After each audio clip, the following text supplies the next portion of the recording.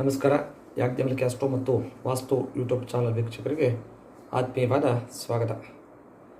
ಇಂದಿನ ಒಂದು ವಿಚಾರ ಯಾವುದಪ್ಪ ಅಂದರೆ 5 ರಾಜ್ಯಗಳ ಚುನಾವಣೆ ಮುಕ್ತಾಯ ಆಗಿದೆ. ಯಾವುದಪ್ಪ ಅಂದರೆ ಅಸ್ಸಾಂ ಮತ್ತು ಕೇರಳ, ವೆಸ್ಟ್ ಬೆಂಗಾಲ್, ಪುದುಚೇರಿ, ತಮಿಳುನಾಡು. ಈ ಒಂದು 5 ರಾಜ್ಯಗಳ ಚುನಾವಣೆ ಮುಕ್ತಾಯ ಆಗಿದೆ. ಇನ್ನೇನಿದ್ರೂ ರಿಸಲ್ಟ್ ಬರಬೇಕು. ಈ ರಿಸಲ್ಟು ಮುಂದಿನ ತಿಂಗಳು ಬರುತ್ತೆ ಅನಿಸುತ್ತೆ. ಅದಕ್ಕಾಗಿ ಯಾವ ಪಕ್ಷಗಳು ಈ ಒಂದು ರಾಜ್ಯಗಳಲ್ಲಿ ಅಧಿಕಾರವನ್ನು ಹಿಡಿಯುತ್ತೆ ಅಂತಕ್ಕಂಥದ್ದು ಈಗಾಗಲೇ ಸಮೀಕ್ಷೆಗಳು ಬೇಕಾದಷ್ಟು ನಡೆದಿದೆ. ಅವರವರ ಸಮೀಕ್ಷೆಗಳ ಪ್ರಕಾರ ಕೆಲವು ಕಡೆ BJP ಬರುತ್ತೆ, ಕೆಲವು ಕಡೆ DMK ಬರುತ್ತೆ, ಕೆಲವು ಕಡೆ ಕಾಂಗ್ರೆಸ್ ಬರುತ್ತೆ ಅಂತಕ್ಕಂಥದ್ದನ್ನು ಸಮೀಕ್ಷೆಗಳ ಮೂಲಕ ವಿಚಾರಗಳನ್ನು ಹೇಳ್ತಾ ಇದ್ದಾರೆ.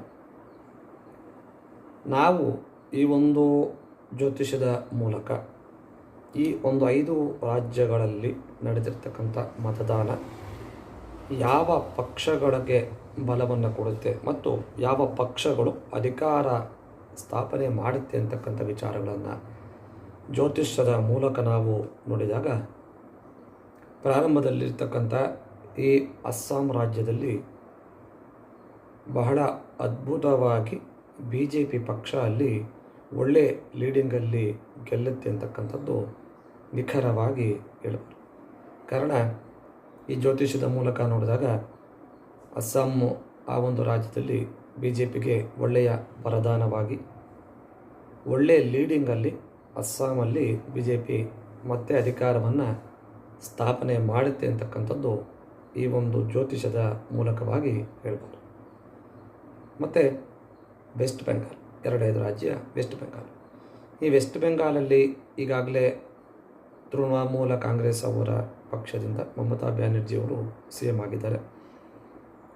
BJPಯಿಂದ ಬೇಕಾದಷ್ಟು ಈಗಾಗಲೇ ಪೂರ್ವ ಸಿದ್ಧತೆಯನ್ನು ಮಾಡಿ ಚುನಾವಣೆಯನ್ನು ಎದುರಿಸಿದ್ದಾರೆ. ತುಂಬ ಟಫಾಗಿ ಈ ವೆಸ್ಟ್ ಬೆಂಗಾಲಲ್ಲಿ ಒಂದು ರಿಸಲ್ಟ್ ಬರುತ್ತೆ ಅಂತೇಳಿ ಹೇಳ್ಬೋದು. ಕಾರಣ, ಪ್ರಸ್ತುತ ನೋಡಿದಾಗ ಈ ಒಂದು ಮಮತಾ ಬ್ಯಾನರ್ಜಿಯವರ ಗ್ರಹಗಳ ಸ್ಥಿತಿ ಸ್ವಲ್ಪ ಏರುಪೇರಾಗ್ತಕ್ಕಂಥ ಒಂದು ಸಂದರ್ಭ ಇರೋದ್ರಿಂದ ಸ್ವಲ್ಪ ಟಫ್ ಇದೆ. ಮಮತಾ ಬ್ಯಾನರ್ಜಿ ಮತ್ತು BJP ಅವರಿಗೆ ತುಂಬ ಟಫಿಂದ ಕೇವಲ ಒಂದು 20 ಅಥವಾ 30 ಕ್ಷೇತ್ರಗಳ ಲೀಡಿಂಗಲ್ಲಿ BJP ಬರೋ ಚಾನ್ಸಸ್ಸು ಇಲ್ಲಿ ಕೂಡ ಇದೆ ಅಂತೇಳಿ ಹೇಳ್ಬೋದು. ಅಂದರೆ ಈ ವೆಸ್ಟ್ ಬೆಂಗಾಲಲ್ಲಿ ಇಷ್ಟು ವರ್ಷಗಳ ತನಕ BJPಯಲ್ಲಿ ಅಧಿಕಾರವನ್ನು ಪ್ರಾರಂಭ ಮಾಡಿಲ್ಲ. ಈ ಒಂದು ವರ್ಷದಲ್ಲಿ ಅದಕ್ಕೆ ಸ್ವಲ್ಪ ಗ್ರಹಗಳ ಬಲ BJPಯಲ್ಲಿ ವೆಸ್ಟ್ ಬೆಂಗಾಲನ್ನು ನೋಡಿದಾಗ ತುಂಬ ಟಫ್ ಫೈಟನ್ನು ಕೊಟ್ಟು ಕೇವಲ ಒಂದು 20ರಿಂದ 30 ಕ್ಷೇತ್ರಗಳ ಅಂತರದಲ್ಲಿ ಮಮತಾ ಬ್ಯಾನರ್ಜಿಯವರನ್ನ ಸೋಲಿಸಿ ಅಧಿಕಾರವನ್ನು ಹಿಡಿಯೋದಲ್ಲಿ ಯಶಸ್ವಿಯಾಗುತ್ತೆ ಅಂತಕ್ಕಂಥದ್ದು ಈ ಒಂದು ವಿಚಾರ. ವೆಸ್ಟ್ ಬೆಂಗಾಲಲ್ಲಿ ಹೊಸದಾಗಿ BJP ಪಕ್ಷ ಅಧಿಕಾರವನ್ನು ಸ್ಥಾಪನೆ ಮಾಡುತ್ತೆ ಅಂತಕ್ಕಂಥದ್ದನ್ನು ಹೇಳ್ಬೋದು. ಹಾಗಾಗಿ ಈ ಸಲ ವೆಸ್ಟ್ ಬೆಂಗಾಲಲ್ಲಿ ಮಮತಾ ಬ್ಯಾನರ್ಜಿಯವರು ಮುಖ್ಯಮಂತ್ರಿ ಆಗ್ತಕ್ಕಂಥ ಸಂದರ್ಭ ಸ್ವಲ್ಪ ಕಮ್ಮಿನೇ ಅಂತೇಳಿ ಹೇಳ್ಬೋದು. ಹೊಸದಾಗಿ BJP ಪಕ್ಷ ಈ ವೆಸ್ಟ್ ಬೆಂಗಾಲಲ್ಲಿ ಅಧಿಕಾರವನ್ನು ಹಿಡಿಯುತ್ತೆ ಅಂತೇಳಿ ಜ್ಯೋತಿಷದ ಮೂಲಕ ಹೇಳ್ತಾ ಇದೆ.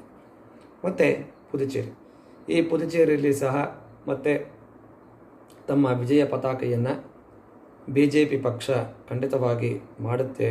ಇದರಲ್ಲಿ ಯಾವುದೇ 2 ಮಾತಿಲ್ಲ ಅಂತೇಳಿ ಹೇಳ್ಬೋದು. ಅಲ್ಲಿಯೂ ಸಹ BJP ತನ್ನ 2026ರ ಚುನಾವಣೆಯ ಜಯಬೇರಿಯನ್ನು ಬಾರಿಸಿ ಆ ಪಕ್ಷದಿಂದ ಮುಖ್ಯಮಂತ್ರಿ ಆಗ್ತಕ್ಕಂಥ ಸಂದರ್ಭ ಪುದುಚೇರಿಯಲ್ಲಿ ನಾವು ಕಾಣ್ತೀವಿ. ಅಂದರೆ ಪುದುಚೇರಿಯೂ ಸಹ BJPಗೆ ವರದಾನವಾಗಿ ಬರುತ್ತೆ. ಅಂದರೆ BJP ಪಕ್ಷ ಅಲ್ಲಿ ಅಧಿಕಾರವನ್ನು ಸ್ಥಾಪನೆ ಮಾಡುತ್ತೆ ಅಂಥೇಳಿ ಹೇಳ್ತಾ ಇದ್ದೀವಿ. ಮತ್ತು 4ನೇ ರಾಜ್ಯ ಕೇರಳ. ಈ ಕೇರಳದಲ್ಲಿ ಸ್ವಲ್ಪ ಏನಪ್ಪ ಅಂದರೆ ಹೊಸದಾಗಿ ಒಂದು 10ರಿಂದ 12 ಸೀಟು ಮಾತ್ರ BJP ಗೆಲ್ಲೋದಕ್ಕೆ ಅವಕಾಶಗಳುಂಟು. ಆದರೆ BJP ಪಕ್ಷ ಅಧಿಕಾರಕ್ಕೆ ಬರೋದಿಲ್ಲ ಅಂಥೇಳಿ ನಿಖರವಾಗಿ ಹೇಳ್ಬೋದು. ಅಲ್ಲಿ ಪ್ರಸ್ತುತ ಯಾರು ಆಡಳಿತ ಮಾಡ್ತಾ ಇದ್ದಾರೆ, LDF ಅವರ ಪಕ್ಷವೇ ಪುನಃ ಅಧಿಕಾರಕ್ಕೆ ಬರುತ್ತೆ, ಅವರ ಪಕ್ಷದಿಂದ ಮುಖ್ಯಮಂತ್ರಿಯಾಗಿ ಆಯ್ಕೆ ಆಗ್ತಾರೆ ಅಂತಕ್ಕಂಥದ್ದು ಕೇರಳದಲ್ಲಿ ನೋಡ್ಬೋದು. ಅಂದರೆ ಒಟ್ಟಾರೆಯಾಗಿ ಕೇರಳದಲ್ಲಿ BJP ಪಕ್ಷ ಅಧಿಕಾರಕ್ಕೆ ಬರೋದಿಲ್ಲ. ಒಂದು ಏನಪ್ಪ ಅಂದರೆ ಒಂದು ವಿಶೇಷದ ಸಂಗತಿ ಅಂದರೆ ಒಂದು 10ರಿಂದ 12 ಸೀಟನ್ನು ಬಿ ಜೆ ಪಿ ಬಲ ಹೆಚ್ಚಿಗೆ ಮಾಡಿಕೊಡೋಕ್ಕೆ ಅವಕಾಶಗಳು ಕೇರಳದಲ್ಲಿ ಸಿಗುತ್ತೆ. ಆದರೆ ಬಿ ಜೆ ಪಿ ಪಕ್ಷ ಕೇರಳದಲ್ಲಿ ಬರೋದಿಲ್ಲ. ತಮಿಳುನಾಡಲ್ಲಿ ಸಹ ಕೆಲವಾರು ಹೊಸ ಪಕ್ಷಗಳು ಉದಯವಾಗಿದ್ದರೂ ಸಹ ಬಿ ಜೆ ಪಿ ಪಕ್ಷಕ್ಕೆ ಅಧಿಕಾರ ಅಂತಕ್ಕಂಥದ್ದು ಸ್ವಲ್ಪ ನಿರಾಸೆ ತರುತ್ತೆ ಅಂತೇಳಿ ಹೇಳ್ಬೋದು. ಕಾರಣ ಪ್ರಸ್ತುತ ಡಿ ಎಮ್ ಕೆಯಿಂದ ಮುಖ್ಯಮಂತ್ರಿ ಆಗಿರ್ತಕ್ಕಂಥ ಸ್ಟಾಲಿನ್ ಅವರ ಒಂದು ಜಾತಕ ವಿಶ್ಲೇಷಣೆಯನ್ನು ಮಾಡಿದಾಗ ಒಳ್ಳೆಯ ಲಾಭಗಳು ಇದೆ.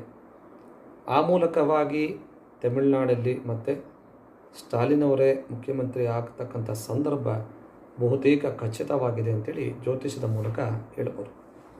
ಸಮೀಕ್ಷೆಗಳು ಬಿ ಜೆ ಪಿ ಮತ್ತು AIADMK ಬರುತ್ತೆ ಅಂತಕ್ಕಂಥ ವಿಚಾರಗಳನ್ನು ಟಿ ವಿಯಲ್ಲಿ ನೋಡಿರ್ಬೋದು. ಆದರೆ ಸ್ವಲ್ಪ ಕಷ್ಟ ಇದೆ.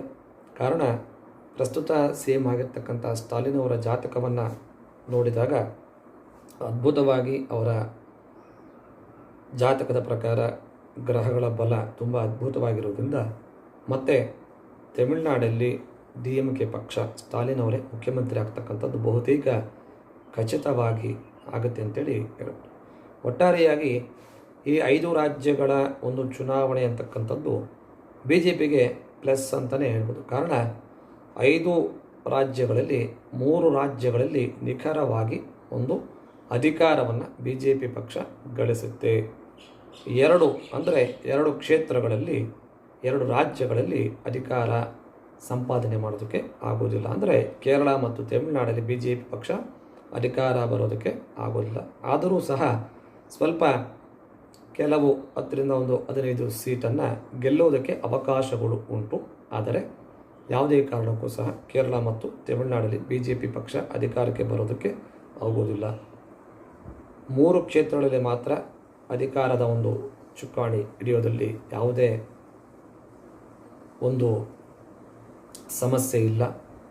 ಅಸ್ಸಾಂ ಆಗಿರ್ಬೋದು ಮತ್ತು ವೆಸ್ಟ್ ಬೆಂಗಾಲು, ಪುದುಚೇರಿ ಈ 3 ರಾಜ್ಯಗಳಲ್ಲಿ ಬಿ ಜೆ ಪಿ ಪಕ್ಷ ಅಧಿಕಾರವನ್ನು ಹಿಡಿಯುತ್ತೆ.